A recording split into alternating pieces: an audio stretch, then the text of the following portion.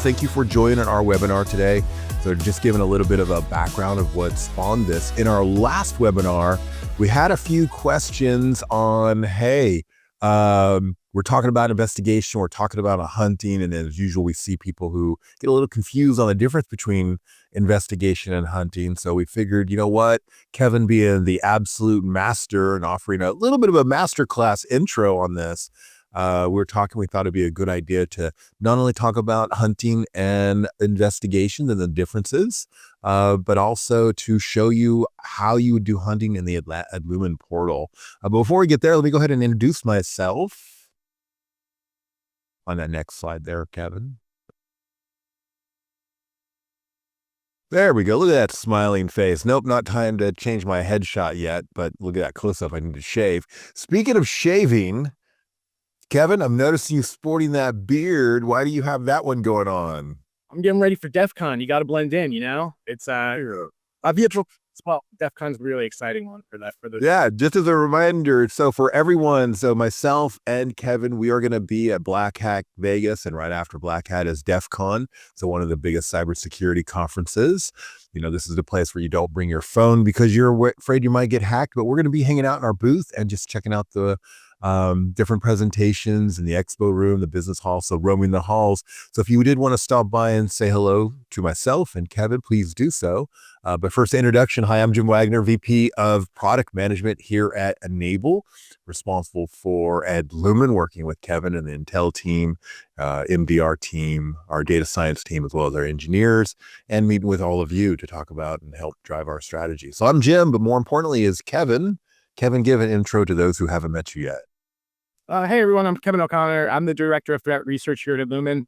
I've been a computer geek all my life, starting in middle school, helping run the IT networks there back at, IS-51, all the way up, through undergraduate, eventually worked at the NSA for about a decade, did a lot of defense work, also did a lot of offense work. So I've got a pretty good broad skill set that's really exposed me to a lot of stuff out there. Now, call out that key question. Did you hear him say not only defense, but offense? So I like how he subtly pulled that in here. But before we get started, let's a couple of the sort of the things we need to get through is, number one, this is a tool where we do expect questions from you. So there is a portion where you can do, we're doing Q&A. We are going to post some questions, but do post a question. Anything that you have, any information at any point in time, if you have a question, post it into the question. Let me get a temporary test question there from anyone. Let me see that you can do a test question and post it. And then if you've been to our other webinars, we'll answer those live. We'll interrupt Kevin for just a second and answer questions, kind of break that flow. But we appreciate that interactivity, and let's make this interesting for you. But we do have a caveat here. This content may contain forward-looking features that are subject to change without prior notice. Please don't take it as a promise of any future delivery that affects our stock price or whatever. Thank you, Amanda, on the question, and Aaron, awesome. Let's go ahead and roll this into, what are we going to talk about today, Kev? Yeah, just, previous DoD experience. I always like to tell you what I'm going to tell you, and then tell you what I told you, right? Make sure I drive it home. So today we're going to be talking about threat hunting, right? No surprise there. We're going to go into just like basics. What is a threat hunt? All that. A little bit about the difference between investigations and hunts. What are the challenges? How do we sort of evolve our threat hunting programs? And then the funnest part is I'll sort of show you 3 different examples of like simple threat hunts you can do, and how you can do them in the Lumen platform, and take that data and work it to find some potential cybersecurity threats.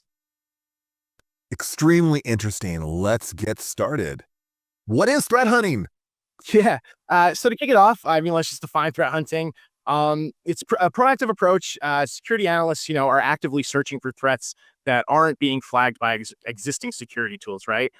It's about finding the attackers before they hopefully fully accomplish their mission, and especially before any automatic alert goes off, right?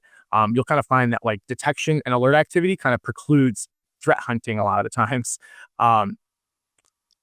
We like to proactively identify threats like, that may have bypassed security controls, new threats that haven't been detected yet. And sort of like, unlike waiting for an alarm, we assume that the adversary might have already, been in your network. We're looking for those subtle signs of, their potential presence, right? Without necessarily knowing the exact TTP they might be using a lot of the times. the goal is early detection, catching intrusions, in their stealth phase, so that we can stop them before they can cause harm. And also, from our perspective, working at Luna, where we're an MDR vendor, we create a lot of detections and stuff like that, constantly improving our platform. And, one of the best ways to do that is to stay ahead of the threats by, finding the ones that people haven't found yet. One of the other things I kind of want to just drive home is that, the biggest goal here is to identify those signs of attacks before the alerts and trigger, the alerts trigger and that the damage happens. So we talked a little bit about sort of alerts versus alerts and detections versus threat hunting. And like one of the first questions we get a lot is like, what's the difference between investigation and threat hunting? So like the way I like to look at it is really the difference in approach, right? So investigation it's a reactive sort of thing you're doing, right? That's you responding to alerts or detections, right? And you're confirming that this is suspicious activity either is, a true positive or a false positive or something like that. You're going through a disposition. There's an investigation involved with that where you're going through, corresponding log sources and stuff, or, enriching the data to try to figure out whether or not it is a true, threat. Whereas the threat hunting, again, it's proactive, right? You're looking for the threats without any alert backing it already. You don't know that something's there. You're sort of assuming that it's there and going looking for it. The trigger, right? It's different. Yes, go ahead. Hey, Kevin, just the way you sort of describe it, an investigation is kicked off from an alert, meaning that you're sitting in a portal, you're sitting in a console somewhere, and either you get a text message, a Teams message, or an alert appears in the console that says, hey, threat activity, some worm, some virus, some firewall, whatever. You kick off an alert and you're like, wow, let me do an investigation and see what this alert means. And the threat hunting, the way you describe it is, wow, there's just a mound of data or there's a bunch of information we're going to be looking at. Yeah, absolutely. And, investigations are a lot of times sort of driven by alerts and detections and stuff, but I've definitely seen investigations kick off not from that, right? Like an investigation can be kicked off based on, a tip from the FBI saying, hey, we got, data showing that, the Russians had hacked you, because we had sort of taken down their infrastructure and stuff and seen your IP address in there. Or it could be from maybe a really high-ranking employee, suspiciously resigned, and all of a sudden, there's an investigation triggered, into what they may have done or not done on their computer and stuff like that.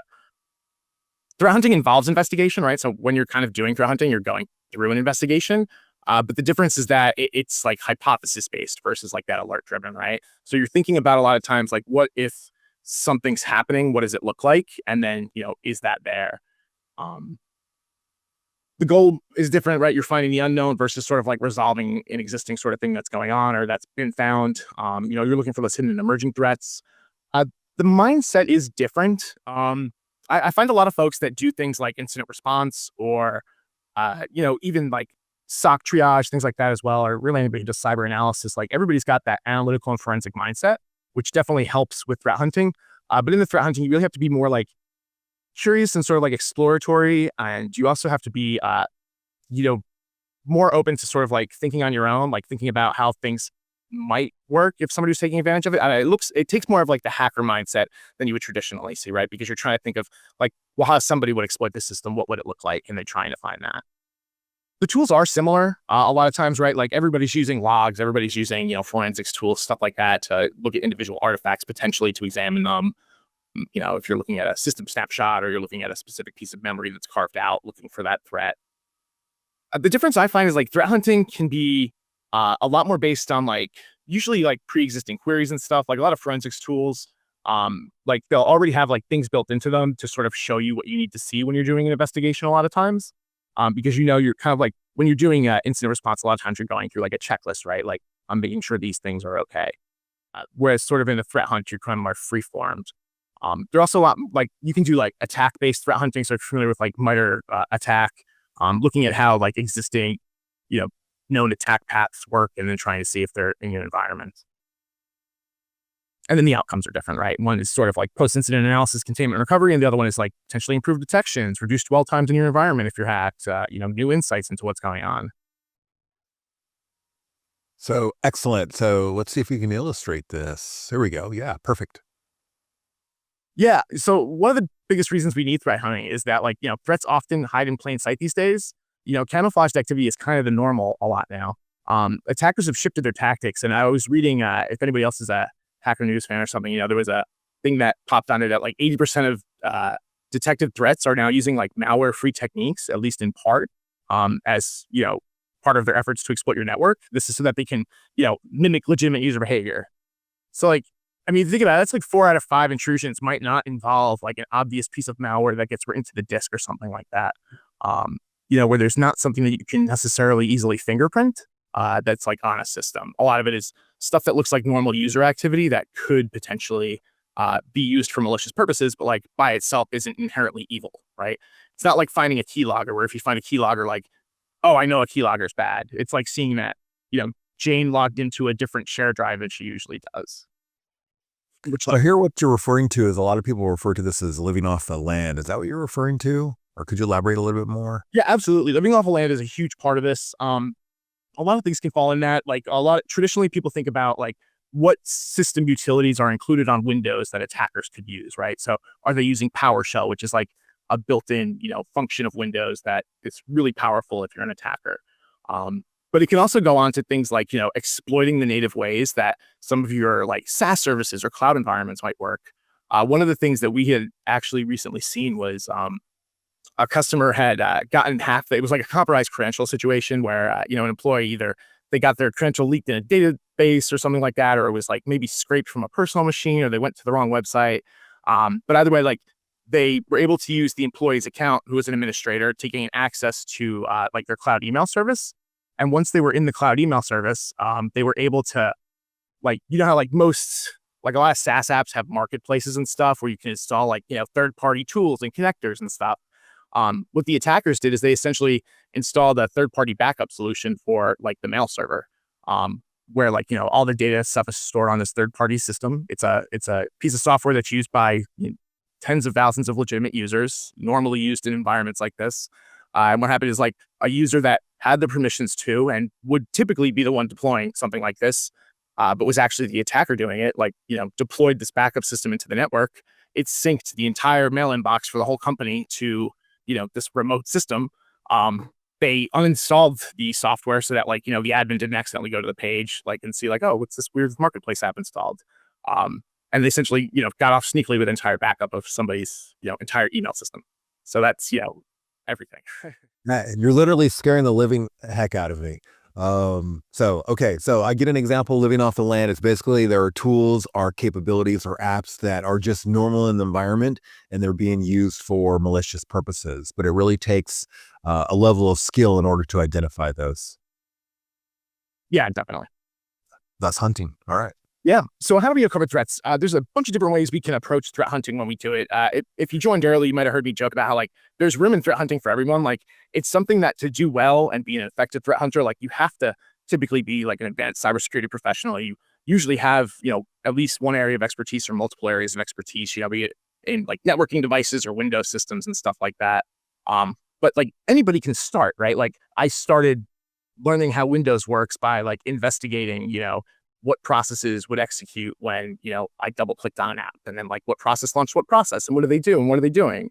And, like in doing those kind of things, you can discover things that aren't working like they should be, right? There's potential to uncover something that's not working right or malicious. Kevin, it seems like what's interesting about there is sort of like your key theme as being a hunter is you need to be curious. That's what I'm hearing you say is your best mindset is asking the question, is this normal? Is this right? And then keeping up with that curiosity. Yeah, absolutely. That, and I also like to think about it like being Sherlock Holmes.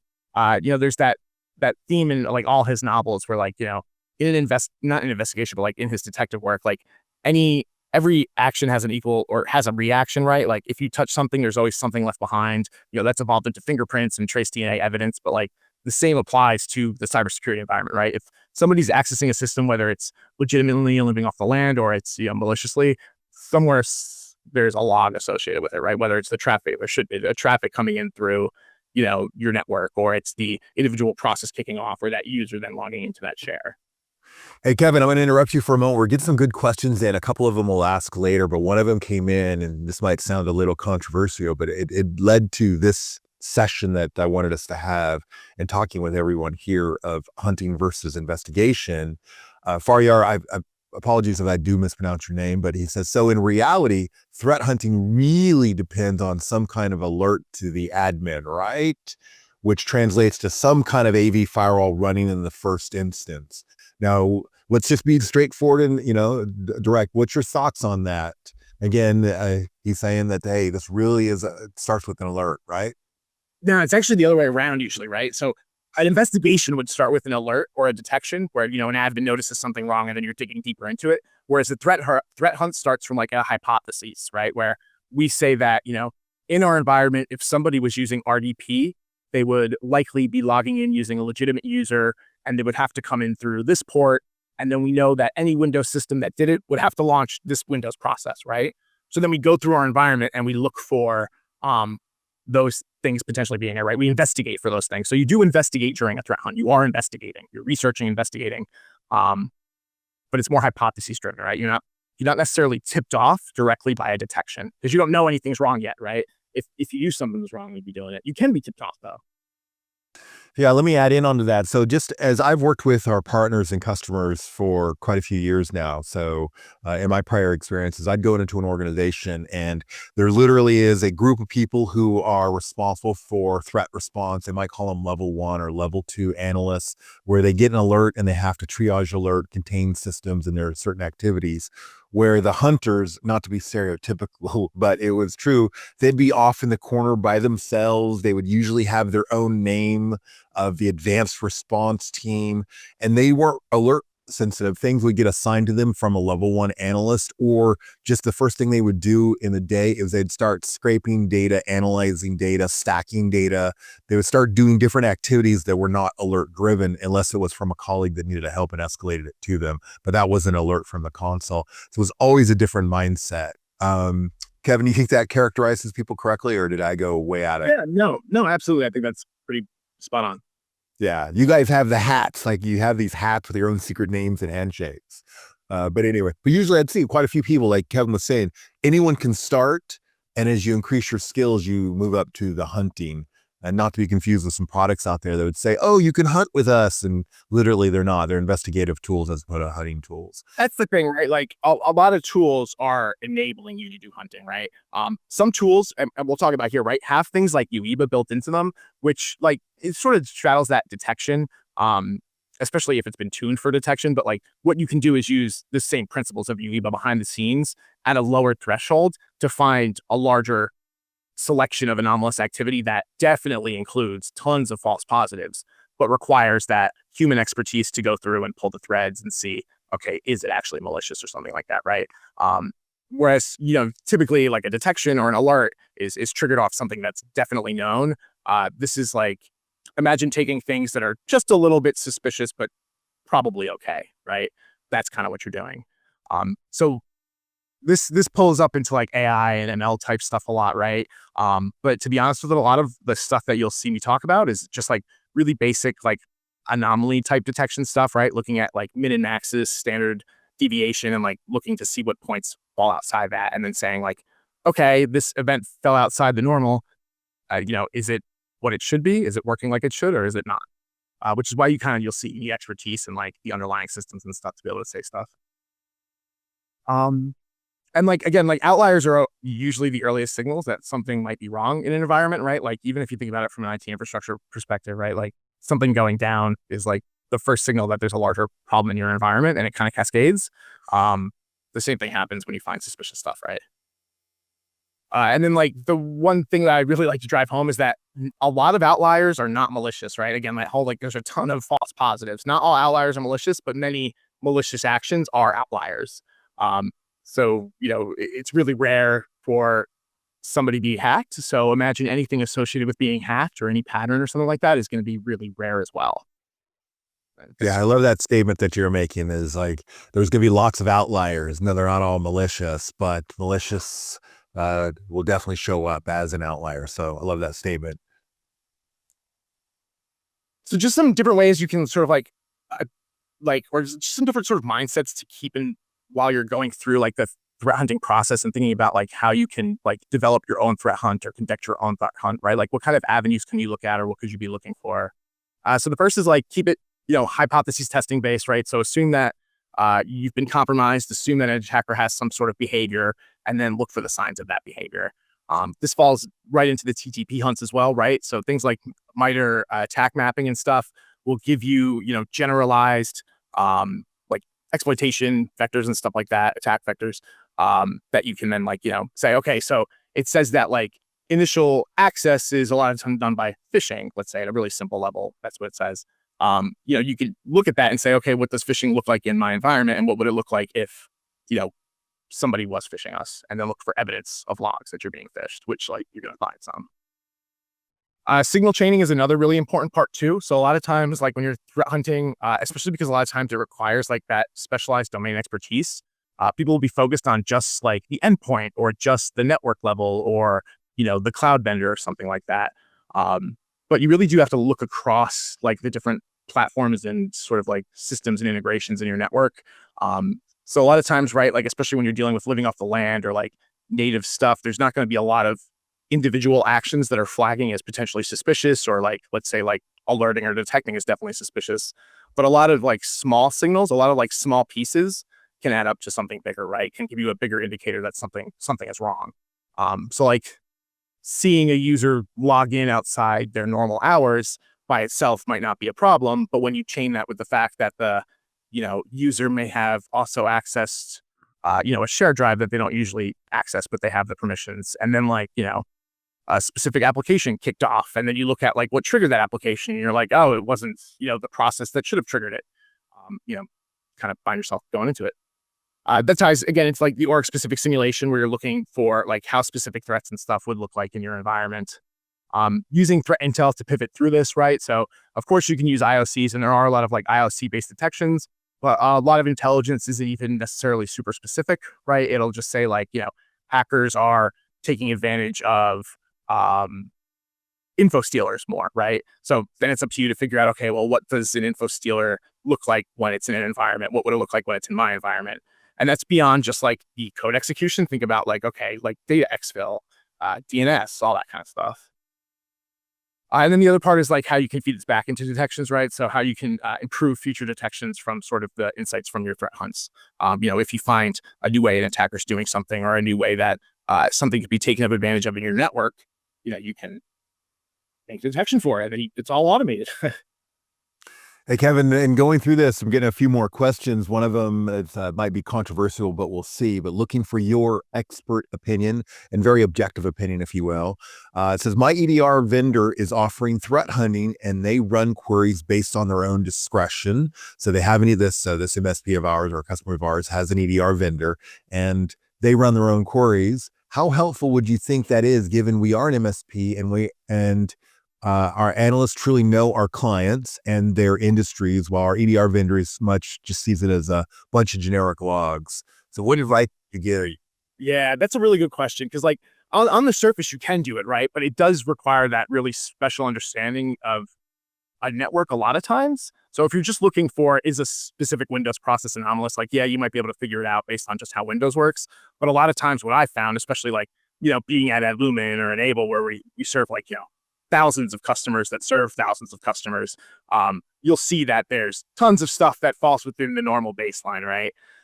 So I think that, I don't remember where I was going with that. So this has to do with a very nice. Yeah, so I think if they can do it well, it's great, but I have the problem that like they would be reaching out to you a lot to provide context. So a lot of this is going to require like context specific awareness to be able to solve and resolve, right? Like, because you don't know if Jane should be accessing, the share in the legal department or the HR department. Like only somebody at the organization would know that. So for it to be super effective, I would say, yeah. The benefit is like if they have like we do this as well, and I do this, right? I have specific queries that aren't detections because they're so noisy and they're so loud and they are common and can happen. But like they're canned queries that I can go into Lumen, right, and copy and paste and see if I get any hits, which I always do. But I can quickly, using my eyes, go through those 73 hits and like see if something looks hinky, right, and then investigate it further. So I think if they can do that, that's good. But a lot of times I feel like they'll have questions, because I have questions a lot of times. I'm reaching out to the customers. That's why I don't sell it. Yeah, I think in general, I'd make a statement is the more eyes on your environment or your customers' environments, the better. Just as if there are services that are sort of generically doing it for all, then what you're going to get are the things that it's going to impact everyone. And quite often, if your environment is being breached and you really do need a hunter because you're worried about being breached, then someone who really knows your environment, the better off it's going to be. Whether it's your environment, as in the type of threat actors that are going after your types of environments, or knowing your environment specifically, what is anomalous or not anomalous in your behavior. So I think there is some common good for someone that does a generic service or generic queries, because I watch with our teams, like with Kevin, we'll have playbooks. There's certain things that they always look for, and then there are things that are specific to an environment that they have to uniquely look for. So it's a combination of both. Yeah, like I always like one of the first things I always look for is, have there been any processes that launched with the like the Windows UAC prompt disabled? That's something that like a lot of environments are configured to not even use UAC, right? It's something that like users can legitimately do. Like if we enable that as a detection, we'd see like, millions and millions of alerts a day across the environments. But if I'm looking at like a specific network or a specific host that's maybe like high priority that I'm really trying to threat hunt on to make sure my database isn't compromised, you can more targetedly look for those things. What's going on, Kev? Yeah. I saw him call him Kev. I have no idea why. So what's As the step. hey, it's your hierarchy of needs. I recognize this. Yeah. So I like to think of it, I like to think of a lot of things in the maturity process as sort of like a hierarchy of needs. Cause like you got to get your basics down before you can become mature. And like having better fundamentals is really what makes you better than everybody else, I feel like. So like the basics of this in threat hunting is always going to be your people and skills, right? They're going to bring the most value to it. People who are experienced hunters with that attacker mindset, right? They know that an attacker, always injects into LSAS because it's got privileges to touch all these other processes, right? Like they know to look then at, LSAS child processes for suspicious activity. So you need that specialization. They need to know how to use the tools, right? Splunk, Loom, and all those kind of things. Your processes, right? So doing this regularly, having like routine, like hypothesis-driven threat hunts, right? Like having these hypotheses that you're testing, reading the intelligence and coming up with hypotheses based off it. Integrating with the intel that comes in so you can do that. Then also like the red team, right? Like red team is a great resource for that hacker mindset that you can pull from in your organizations or, in your contracts. And then of course, like it's the continued, like if you're just doing this for fun, I mean, that's great. And it is fun. But like, you always want to see that improvement and like, you want to document the findings, as you're going through these processes and researching them, like keep a list, like, there are common processes that you see all the time. And like, if you keep track of where they should be executing from and stuff like that, like it can help you go through these things better. And then if technology. So like, all of this is enabled by technology. It's a technology thing. So like making sure that you have the log visibility, you have, a central easy place to get logs from multiple sources, right? Like you don't want to be going to like 12 different devices and pulling like the syslog manually and stuff like that. And then also like going to 10 different Windows computers and exporting the event logs. And it's a nightmare. You want something that you could just like pull it all, right? You'll see in my query, like we keep it dead simple, man. Like show me all process executions. We'll sort the bodies later. And things like I said, the ML driven like analytics and UEBIS stuff can be really crucial because like these days, like there's so much data out there. And like, again, like threat hunting, there's so many possibilities, so many things you can look at. Like being able to be tipped off to those outliers can really help you start somewhere.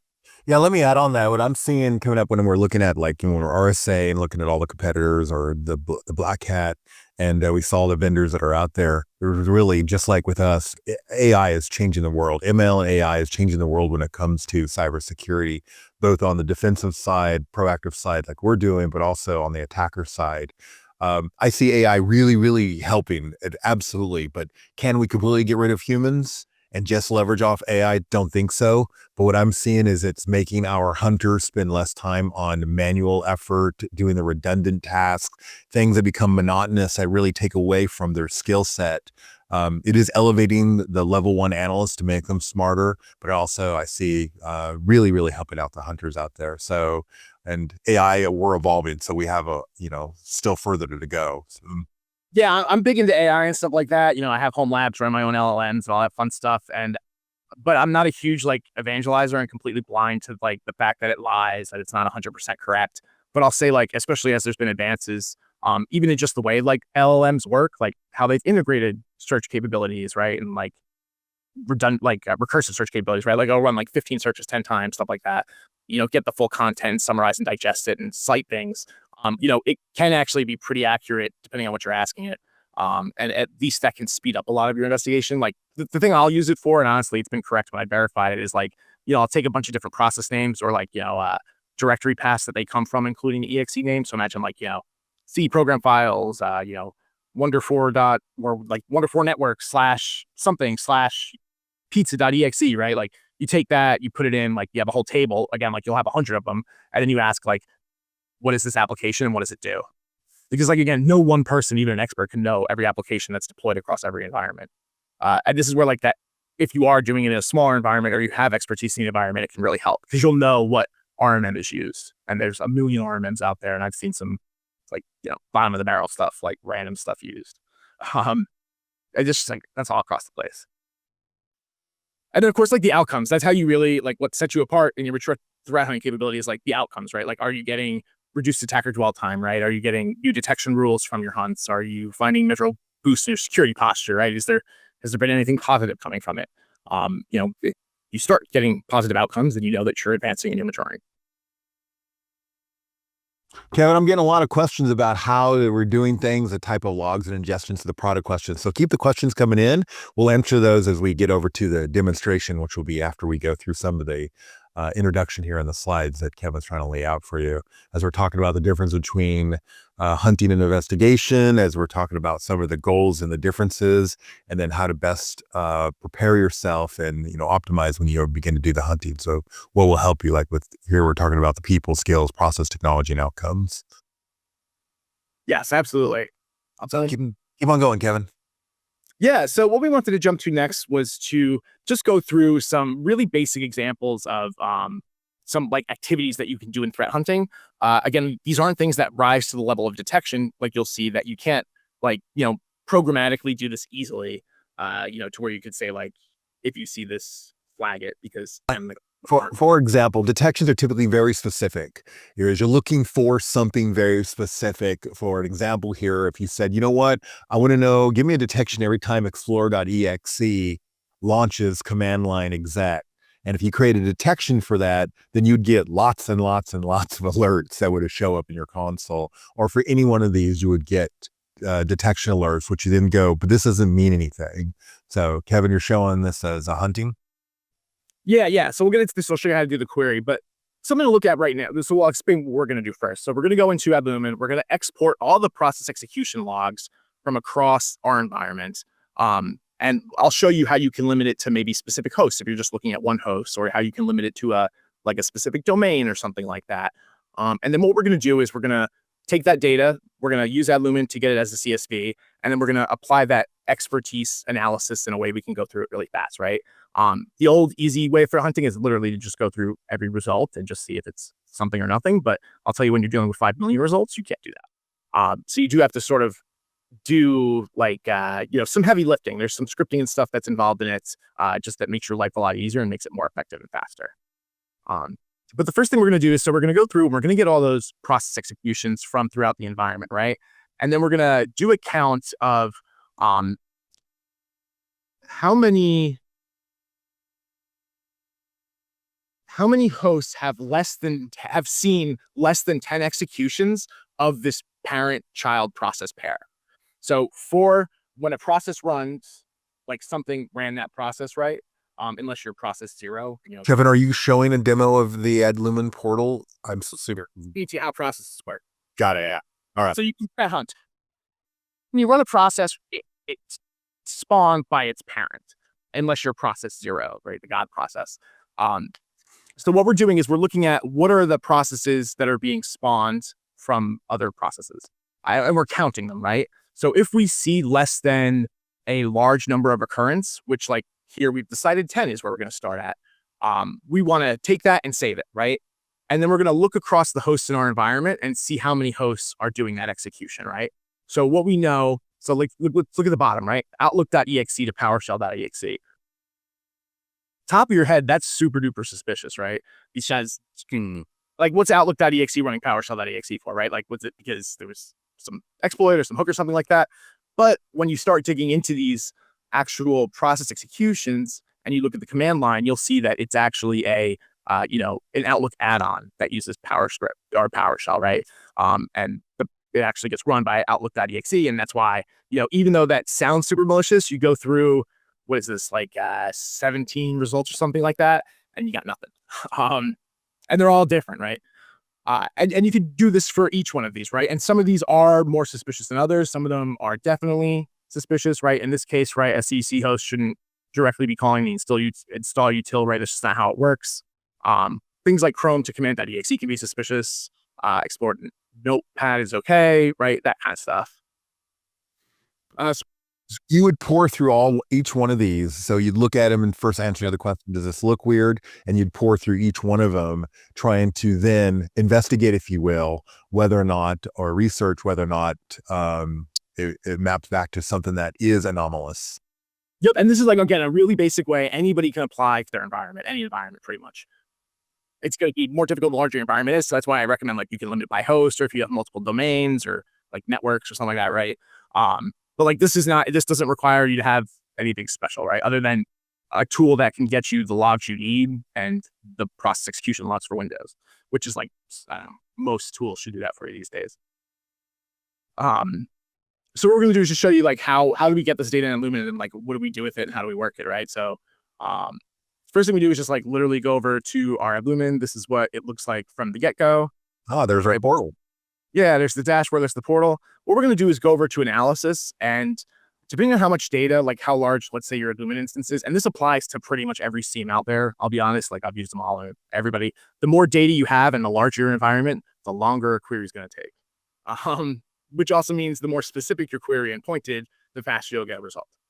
Yeah, and just so I was added on to that. So the mindset of a hunter is the more data you have, the more data, whatever products that you have there, whether endpoint products, email products, network products, from a hunter's point of view, give them all of the data so that they can find what they need. And again, and that applies to investigators too, right? Honestly, because it goes back to what we talked about, those multiple signals and pairing up multiple weak signals to get a strong signal. That's how we're starting to look at the cybersecurity, environment, in terms of signals and stuff. And I think that's where you see the benefit, right? Multiple small signals from multiple pieces of your environment tying together to show you something is going on that's bad. And that's where you're tying together. When they mean by weak signal, this is some information or some data that comes into you that in of itself might mean very little. And if you look at a lot of them, it's great, but not telling them anything. But when you connect different weak signals from, let's say, different sources, like a weak signal from endpoint, a weak signal from email, and you connect them through either someone with Kevin's intelligence and experience or AI models or tools, you can then connect those and start to say, wow, when I see this signal and that signal, it starts to mean something. Yeah, absolutely. And in the process execution example, right? Just because we see that this shouldn't be happening itself is only a signal, right? That may only be a weak or let's say a medium signal or something like that, right? You have to look at other sources of information to confirm that there was an attack, right? So the threat hunt is usually just the start. The threat hunt finds the small piece and then it kicks off an investigation every time, right? Because when you find, when the threat hunt uncovers something, you have to do a full investigation, right? You want to know exactly step by step what happened, right? You want the root cause analysis so you can fix it. You want to know what they touched in the 6 months they were there, right? You want all of it. So threat hunts will lead to investigations if they're successful usually. So yeah, so here in Lumen, we go to our, again, handy dandy analysis tool. We can go to the research, or if you want, you can go to endpoint hunt if you're just looking for endpoint specific data. In this case, we know that process execution is really only going to be an endpoint thing, right? You don't get process executions from your Cisco routers or your Palo Alto firewalls. And then what you can do here is this is where you would put in your string, right? So earlier we were looking for, let's say process execution where UAC was disabled, right? So we look for, let's just say process. Well, and type it in, no typos. Let's say event ID 1 and UAC true. Or we'll show you first, event ID 1. Show me all. Event ID 1, for those who don't know, is on Windows systems, that's the sysmon process execution log. So every time you run anything on your computer, it'll start at least one process usually, a lot of times dozens. So you can imagine one box has a lot of those. So we're just going to show first, just as an example, like you can start really specific or you can get big and deep dive down, right? So here's an example, process execution. Yep, what returned here are just all process execution logs. So if we look in here, we can see like work groups and stuff like that. And here we can see like what's the application that actually ran it.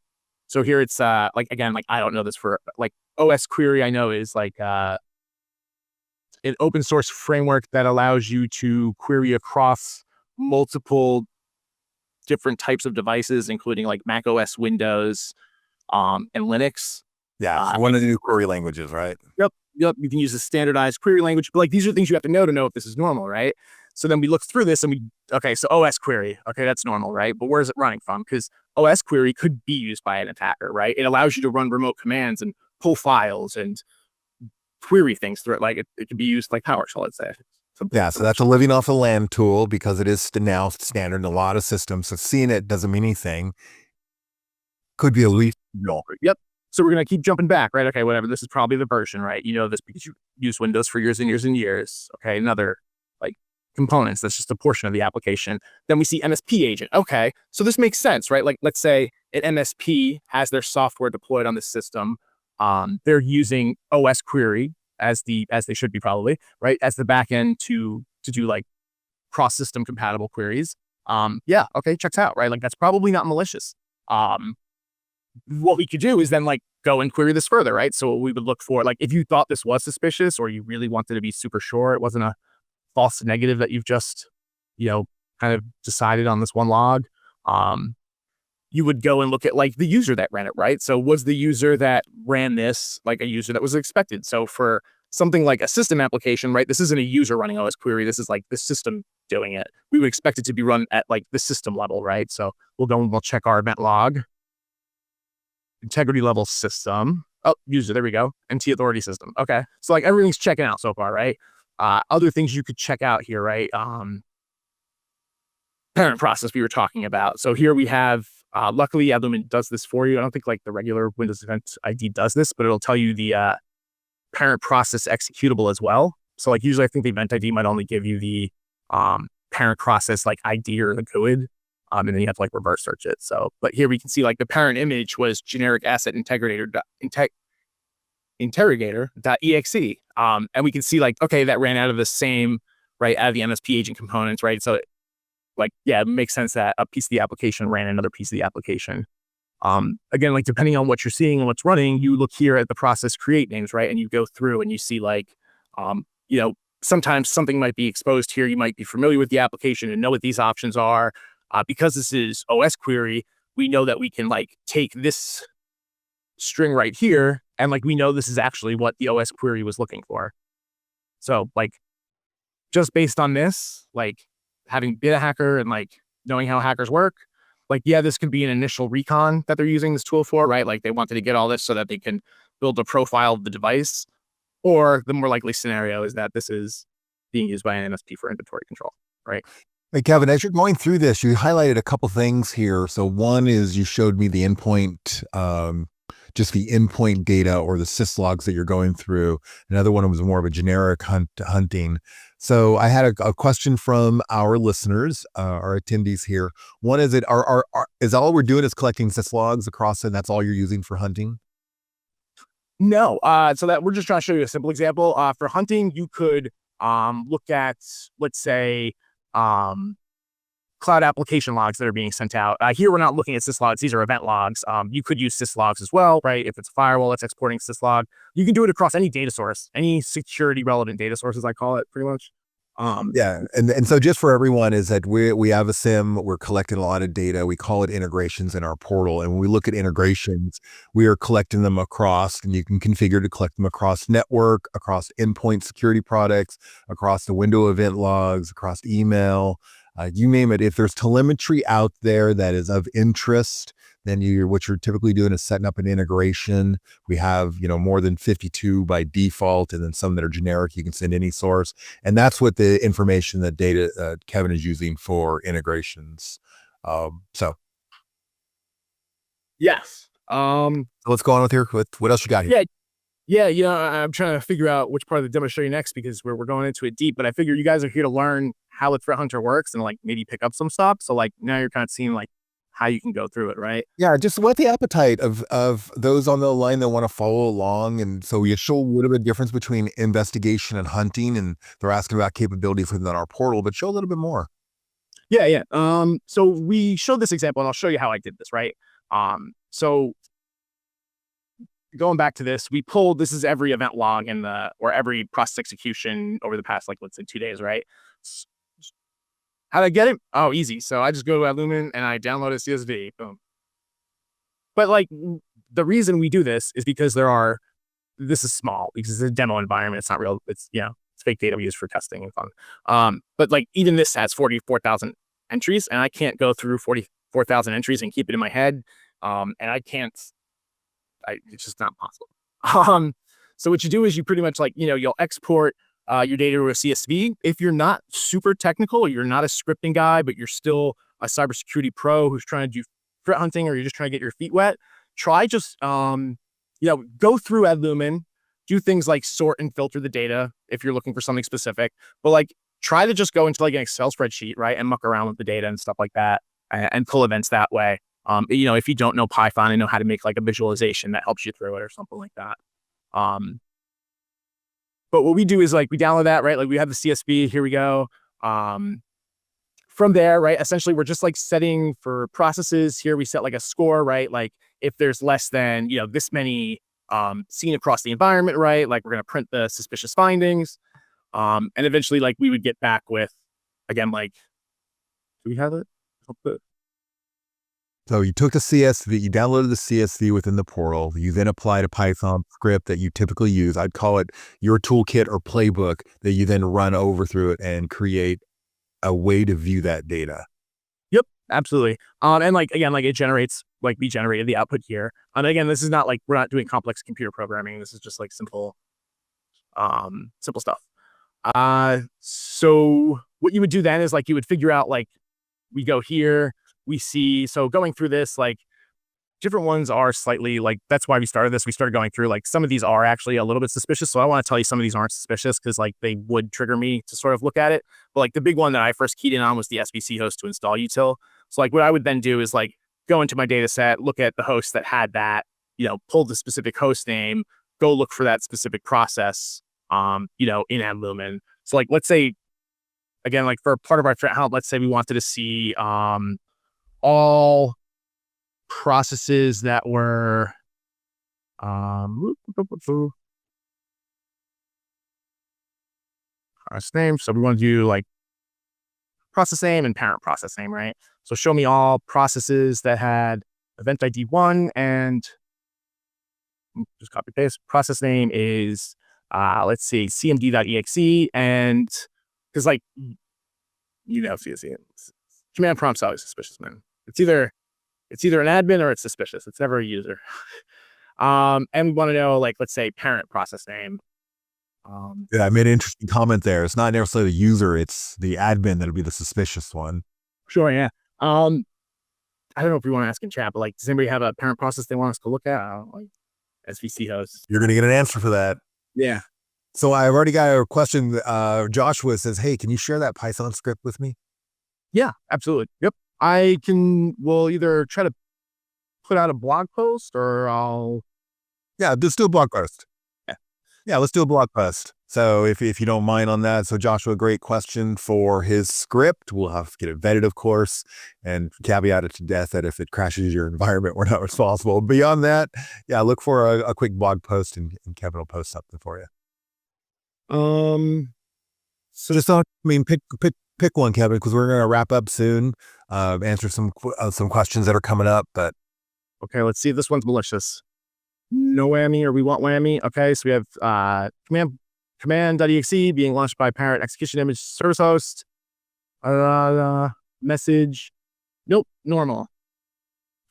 Well, one statement you made is when you did your stacking or your sorting and counting, so your frequency analysis, if you will, you talk about service host launching the install, which one was the SVC host launching install. So why was that? Why did you think that was malicious, or why did that stand out as something for you to do further investigation on?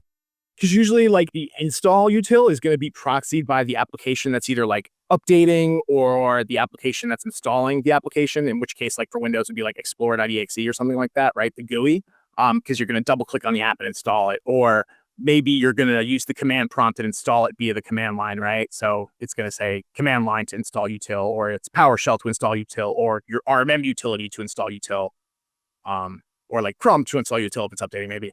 But like SVCO to install util now, like SVCO shouldn't be directly launching programs like that.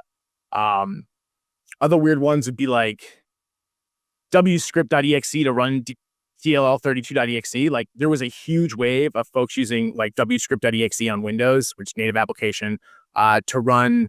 Oh god, it's not JavaScript. It's actually J-code, which is different. Like J-code exploits and stuff like that. So like for a while, like and the way you would find it was to like go through all your wscript executions and see like where they were executed from. And like when you see something running run DLL32, that means it's loading like a DLL library. So right, it's like adding extra functionality into the existing process, or like starting it with that functionality. So then like you would pull up that original process execution log and then look and see like, okay, what was it sourcing, right? Like what was it loading where and why?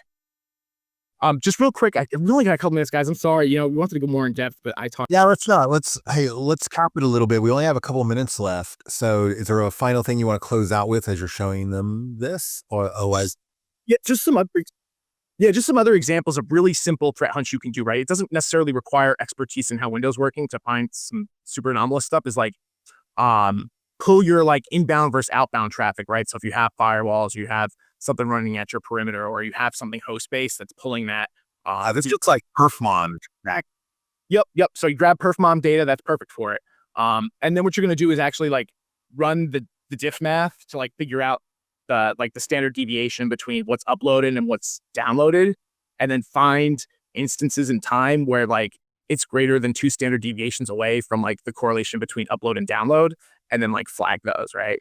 So like here you're looking at this and like none of these look malicious to my human eyes. And like I used to threat hunt by just going through data by eyes, but like you can't do it anymore.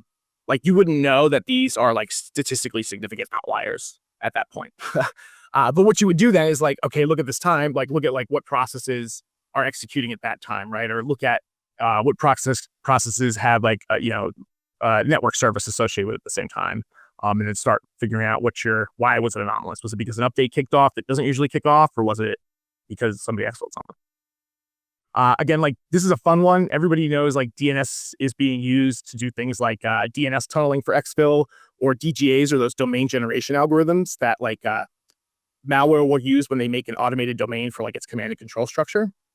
So here what we've done is like go through DNS records, and we've pulled all the DNS requests that happened across the network, and we counted like the length of all of the like characters in the request, right? So how many characters in google.com, whatever, right?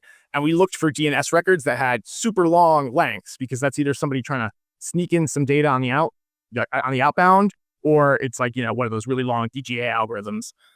So we find like, yeah, there's a bunch that are like, let's say you had like 5 that were running at 120, and you pull all 5 120 length logs, and they all have like, 120 characters. They all start with an A, then they have a number, then they have 5 letters, then a dash, right? And it's all .io.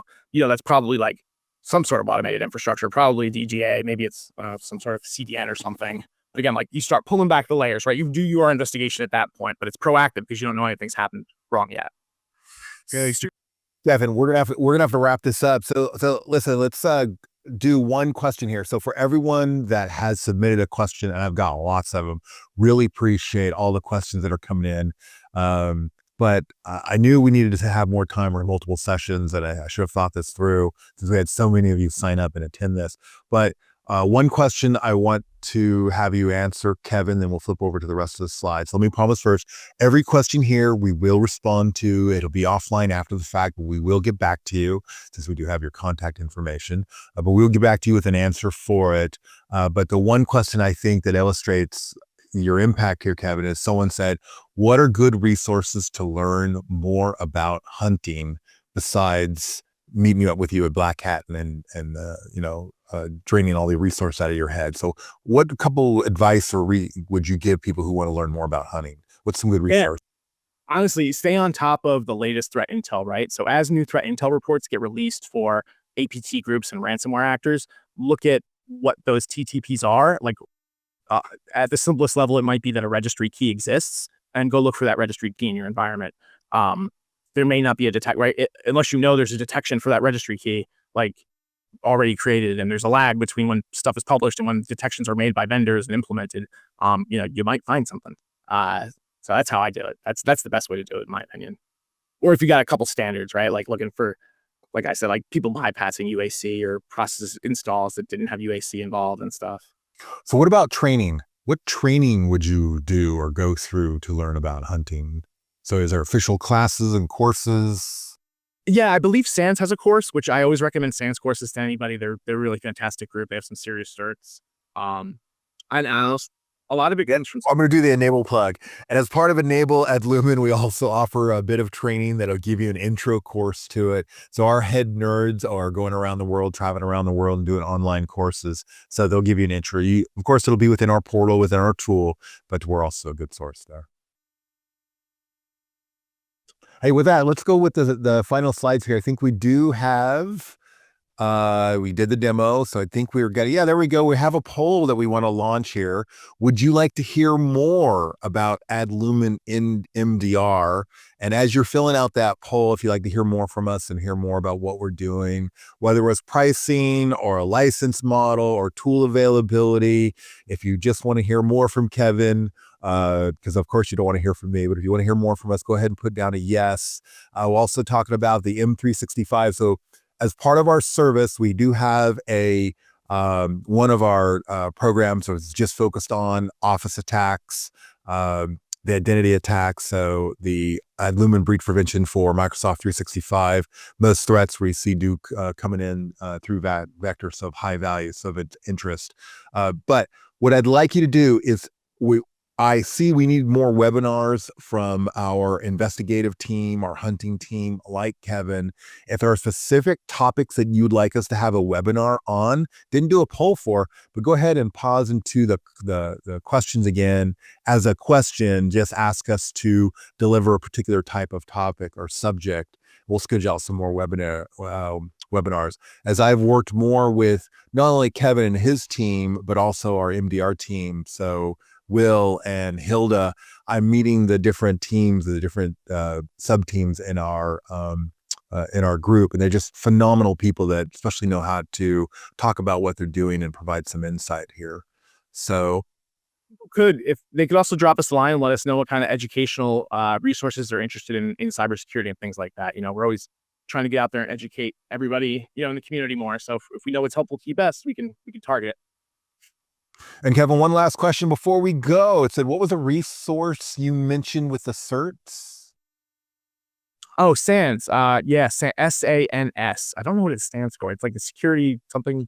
They just got to look up SANS and cyber. It's got to stand for something. Yeah, it's a huge one. The courses are a bit expensive. I'll actually recommend if you're not getting an employer to front it and you want a discount, email the professor that's teaching the course on LinkedIn. They get you a discount code usually. Did you just say, give them a key code, like and subscribe? I have a reminder that we do have more webinars coming up. There is a webinar on investigation that will be coming up. Will be posted out there. So thank you, Emma, for calling that out. And also we do have a threat report that Kevin has heavily been authoring that we're going to be publishing shortly at the end of this month. So another webinar on threat response and investigations, more on the investigation side, less on the hunting, but also our threat report where you get a keen insight of what are we seeing for our partners and customers, MSPs, as well as the market and the threat landscape. With that, ending right on time, thank you so much. Hopefully you found this as valuable as I did in hearing from Kevin. Again, thank you, Kevin. You are awesome as always.